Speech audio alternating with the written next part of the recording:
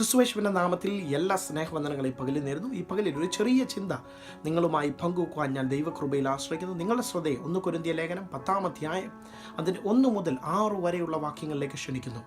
അവിടെ 6-ാം വാക്യത്തിൽ ഇങ്ങനെ കാണുവാൻ സാധിക്കും, ഇത് നമുക്ക് ദൃഷ്ടാന്തമായി സംഭവിച്ചു, അവരെ പോലെ നാം ദുർമോഹികളാകാതിരിക്കേണ്ടതിന് തന്നെ.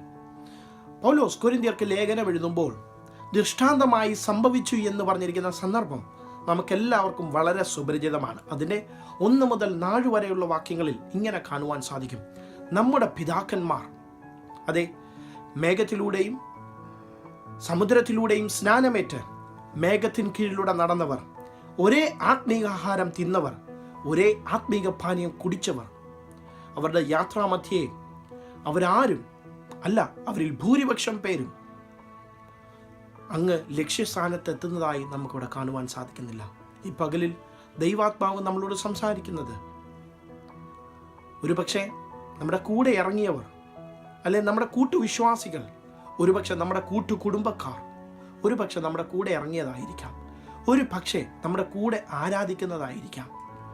ഒരുപക്ഷെ അവർ ഈ ക്രിസ്ത്യ ജീവിതത്തിൽ അവർ ഓട്ടക്കളത്തിനിടയിൽ വിരുദ് പ്രാപിക്കുന്നതിന് പകരം അവരുടെ ലക്ഷ്യങ്ങൾ ലോകമായിരിക്കാം, ജഡമായിരിക്കാം, ലോകത്തിൻ്റെ മോഹങ്ങളായിരിക്കാം. ഒരുപക്ഷെ അവർ ദുർമോഹികളായി മാറുന്നുണ്ടായിരിക്കാം.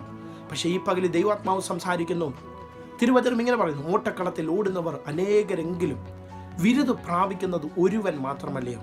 അങ്ങനെയാണെങ്കിൽ ഈ ഓട്ടക്കളത്തിൻ്റെ ഇടയിൽ നമ്മുടെ ലക്ഷ്യങ്ങൾ പതറിപ്പോകാതെ നമ്മുടെ ലക്ഷ്യമായ ക്രിസ്തുവിങ്കിലേക്ക് നോക്കി യാത്ര ചെയ്യുക.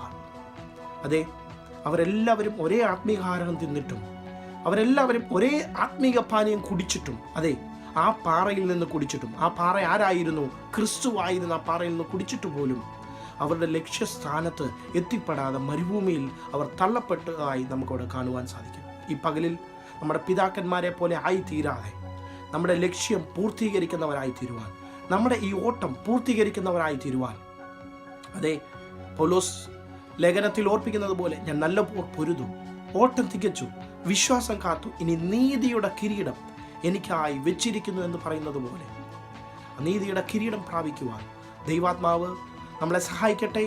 ഓട്ടക്കളത്തിനിടയിൽ പതറുന്നവരായി തീരുവാനല്ല, ഓട്ടക്കളത്തിനിടയിൽ ലക്ഷ്യം തെറ്റി യാത്ര ചെയ്യുന്നവരായി തീരുവാനല്ല, ആ നിത്യതയെ മാത്രം ലക്ഷ്യമാക്കി യാത്ര ചെയ്യുവാൻ, ആ പാറയെ നോക്കി ഓട്ടമോടുവാൻ ഈ പകലിൽ ദൈവനാത്മാവ് നമ്മളെ സഹായിക്കട്ടെ. എല്ലാ അനുഗ്രഹാശംസകളും നിങ്ങൾക്ക് നേരുന്നു. ദൈവം നിങ്ങളെ ധാരാളം അനുഗ്രഹിക്കുമാറാകട്ടെ.